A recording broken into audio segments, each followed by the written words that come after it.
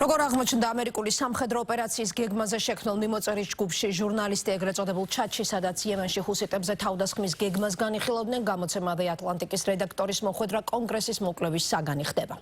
ორპარტიული გამოძიების დაწყებას აპირებს სენატის შეერაღებული ძალების კომიტეტი, რომელიც მიმოწერის სრული ვერსიის მიწოდებას მოითხოვს.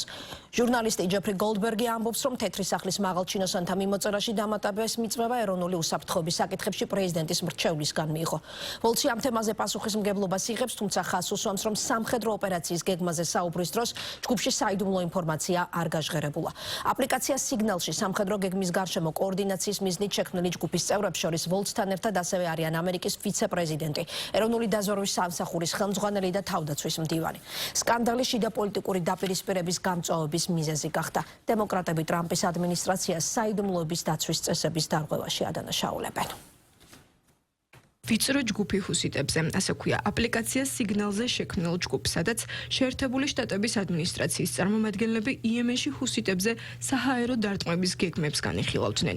დახურული ჯგუფი ეროვნული უსაფრთხოების საკითხებში დონალდ ტრამპის მრჩეველმა მაიკ უოლცმა შექმნა. სწორედ მან დაამატა ჩადში ჟურნალისტი ჯეფრი გოლდბერგის შეცდომით. დახურულ ჯგუფში ჟურნალისტის დამატებას ადასტურებენ თეთრ სახლში, თუმცა უარყოფენ, რომ მიმოწერისას საიდუმლო ინფორმაცია განიხილებოდა. რაც შეეხება მის შინაარსს, ჯეფრი გოლდბერგის თქმით, განიხილებოდა შეერთებული შტატების სამხედრო თავდასხმის გეგმა ჰუსიტებზე, რომლის მიზანიც საერთაშორისო სავაჭრო გზებზე უსაფრთხოების უზრუნველყოფა იყო. ჟურნალ ატლანტიკის მიერ გამოქვეყნებულ მიმოწერებში ჩანს შეერთებული შტატების ვიცე-პრეზიდენტის ჯეიდი ვენსის პოზიციაც, რომელიც შეცდომად მოიხსენიებს თავდასხმის გეგმას და ამბობს, რომ ეს საკითხი უფრო მეტად ევროპის პრობლემაა, ვიდრე ამერიკის. ტრამპის ადმინისტრაციის წევრები საუბრისას აკრიტიკებენ ევროპის პოზიციასაც.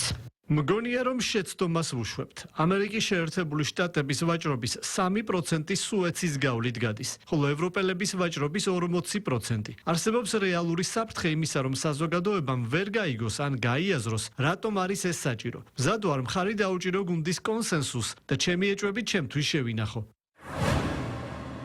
თუ ფიქრობთ, რომ უნდა გავაკეთოთ, მაშინ გავაკეთოთ. მე უბრალოდ მძულს ფაქტი, რომ ევროპა კვლავ უნდა გადავარჩინო. ვიცე-პრეზიდენტო, სრულიად ვიზიარებს შენს აზრს ევროპელი პარაზიტების მიმართ. მაიკ უოლცი აღიარებს, რომ მან შეცდომა დაუშვა. მისი მტკიცებით ჟურნალისტ გოლდბერგს პირადად არ იცნობს, თუმცა ჩნდება კითხვა, მაშინ როგორ მოხვდა ის დახურულ ჩადში, რასაც ეროვნული უსაფრთხოების საკითხებში თეთრი სახლის მრჩეველი ასე ხსნის. ქონიათ თუ არა სიტუაცია, როდესაც მობილურის კონტაქტში ერთ-ერთი ადამიანის სახელი იწერება, მაგრამ სხვა ადამიანის ნომერია. დიახ, ეს სამარცხვინოა. მე უკვე ვესაუბრე ილონ მასკს. ჩვენ გვყავს საუკეთესო ტექნიკური გონების ადამიანები, რომლებიც იკვლევენ თუ როგორ მოხდა ეს. თუმცა შემიძლია გითხრათ, 100%-ით მე ამ ჟურნალისტს არ ვიცნობ. მე მას მისი საშინელი რეპუტაციით ვიცნობ. ვიცი, რომ მას სძულს პრეზიდენტი, მაგრამ მე მას არ ვწერ. ვიღებ სრულ პასუხისმგებლობას. მე შევქმენი ჯგუფი, ჩემი საქმეა წმუნდა, რომ ყველაფერი კოორდინირებულია.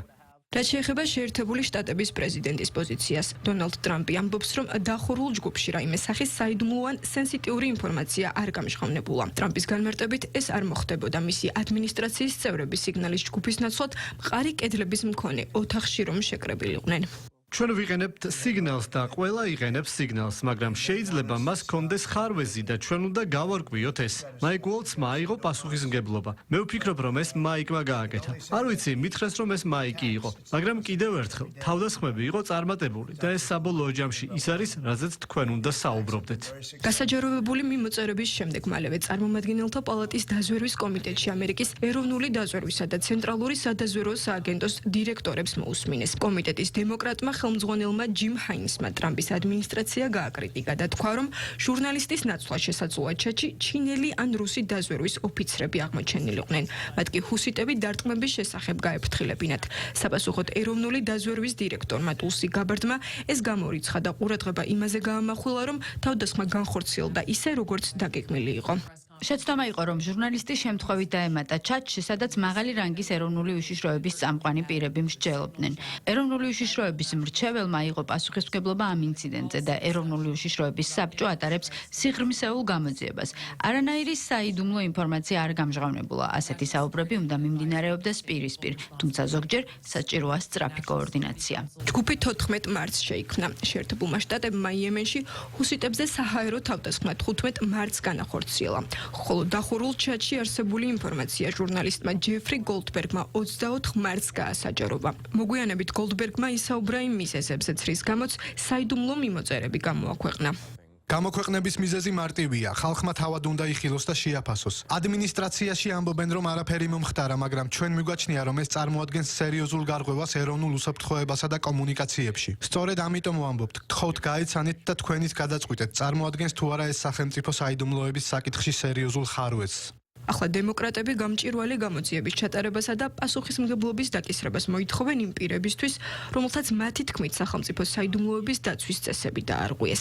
შეერთებული შტატების სენატის შეიარაღებული ძალების კომიტეტის თავმჯდომარე, რესპუბლიკელი სენატორი როჯერ უიკერი ადასტურებს, რომ კომიტეტი დახურული ჯგუფიდან მიმოწერის გაჟონვის საქმეს გამოიციებს.